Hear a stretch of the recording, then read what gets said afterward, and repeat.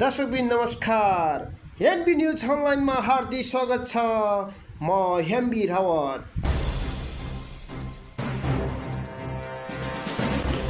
दर्शकबिन लामो समयसम्म गुमनाम बनेका राष्ट्रिय स्वतन्त्र पार्टीका सभापति रवि लामिछाने अहिले उनीको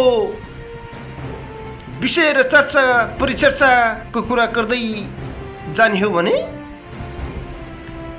अहिले मिडियादेखि निकै बाहिर छन् भन्नेहरूलाई हिजो मात्रै एक मिडियामा आएर आफ्नो धारणा राखेका छन्। केही पत्रकार मित्रहरूले अहिले देशमा राजा सलमान लाउँदैछन् के राजतन्त्रको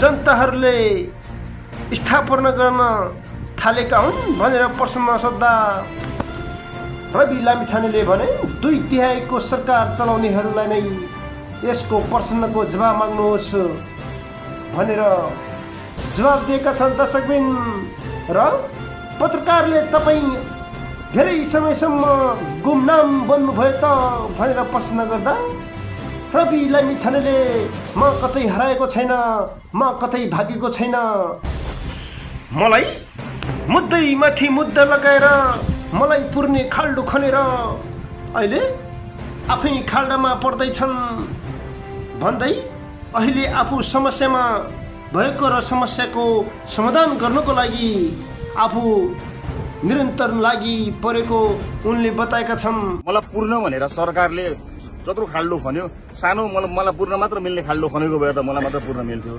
तर यति ठुलो खाल्डो खन्यो कि यी सबैजना यो खाल्डोमा जाकिन्छन्, यति चाहिँ म तपाईँलाई भन्छु। हरायो रविजी चाहिँ एकदम गुमनाम हुनुभयो भन्ने छ नि त। यो चाहिँ के हो, खास गरी कता हराउनु भएको भन्ने चाहिँ ए होइन, म हराएको छैन, म भाग्ने मान्छे होइन नि, भाग्ने त अरू म त सामना गर्ने मान्छे। जिल्लै पछि मुद्दा लगाएर हातमा पारिक पर्चा चाहिँ नि थमाइदिएर गएको जनतालाई थाहा छ।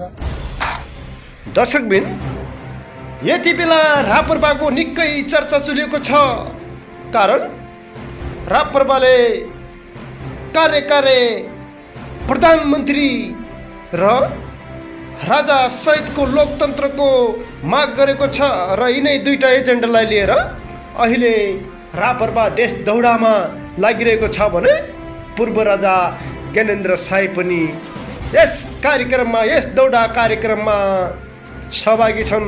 दर्शकबिन राप्रपाले शक्ति प्रदर्शन गरेको छ काठमाडौँमा र अहिले विभिन्न देशका जिल्लाहरूमा र सहरहरूमा केन्द्रबिन्दु बनाएर राप्रपाले मूल एजेन्डा लिएर जनता सामु गएको छ। दर्शकबिन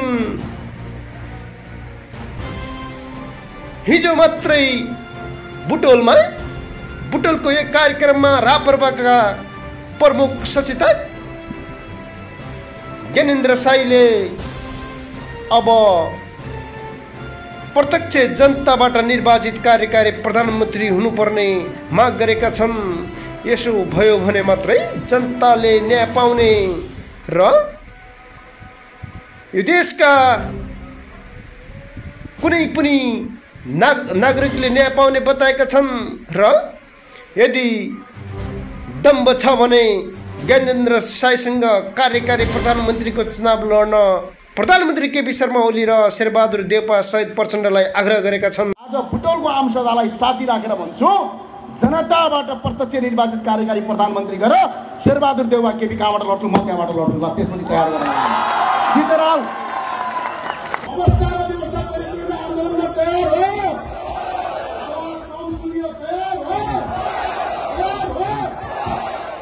अमेरिकन राष्ट्रपतिलाई मेरो अनुरोध छ, जसरी हिजो युक्रेनको राष्ट्रपतिलाई तपाईँले अफिसभित्र लगेर भिकारीलाई भिख फिर्ता दे भनेर जुन थर्काउनु भयो, यो देशमा अमेरिकाबाट डलर ल्याएर सुरुङ युद्ध गर्ने यी भिकारीलाई त्यसै गरी बोलाएर पैसा फिर्ता माग्नुहोस्। म तपाईँलाई अपिल गर्न चाहन्छु। प्रधानमन्त्री बिरामी भएर टिकटक चलाएर ऱ्यापरसँग गीत गाउँदै नाचिराख्नु भएको छ। आज देशभरि युवाका राता बाकस फर्किरहेका छन्। यही हो व्यवस्था। हामी संसदबाट लखेटिरहेछौँ। दर्शकबिन राप्रपाको देश दौडा कार्यक्रम र त्यसैमा राजा ज्ञानेन्द्र शाही सामेल हुनुमा कतै नेपालमा राजतन्त्र त फर्किने होइन भन्ने अहिलेका लोकतन्त्रका राजाहरूलाई भने जसको पसेको छ दर्शकबिन विशेष गरेर अहिले जनताहरू यी पुराना दलका नेताहरूबाट वाक्क दिक्क भएका छन् र यिनै दलहरूको वितृष्णाको कारणले गर्दाखेरि अहिले राजातिर जनताहरूको लहर बढेको देखिन्छ। किनकि राजाले न त देश बेचेका थिए दर्शकबिन न त कुनै विदेशीको ऋण लिएर नेपालीको थाप्लोमा भारी नै बोकाएका थिए। दर्शकबिन अहिले यही राजाको लोकप्रियता देखेर अहिलेका गणतन्त्रका राजाहरूको मनमा झस्को र चस्को पसेको छ। यसै क्रममा नेपाल कम्युनिस्ट पार्टीका महासचिव विप्लवले भने कुनै पनि हालतमा राजतन्त्र नहुने दाबी गरेका छन् र गणतन्त्रमाथि हावा बोल्न कसैलाई अधिकार नभएको र राजा कदापि आउन नसक्ने एक कार्यक्रममा बताएका छन्। नेपालमा गणतन्त्र सिद्धिँदैन। गणतन्त्रको पक्षधर जनताहरू एक छन्। नेकपा माओवादी मात्रै होइन, सबै पार्टीमा रहेका गणतन्त्रवादीहरू आज जागरुक छन्। गणतन्त्र पल्टिनेवाला सम्भावना छैन, पल्टिनु हुँदैन पनि, सम्भवै छैन।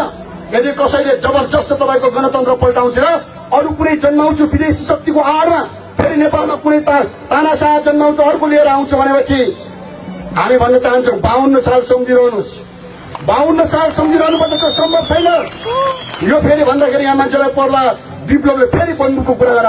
बन्दुक मात्र होइन 52 साल भनेको। 52 साल भनेको श्रमिक जनता पनि हो। 52 साल भनेको दिदीबहिनीहरू पनि हुन्। 52 साल भनेको किसान मजदुरहरू हुन्, मध्यम वर्गहरू हुन्, व्यवसायी राष्ट्रवादीहरू हुन् भन्ने कुरा राम्रोसँग हेक्का राख्नुपर्छ र त्यो सम्भव छैन। त्यसैले एउटा युगको अन्त्य हामीले गरेका छौँ, बाँकी एउटा युगलाई अन्त्य गर्न बाँकी नै छ। त्यही कारणले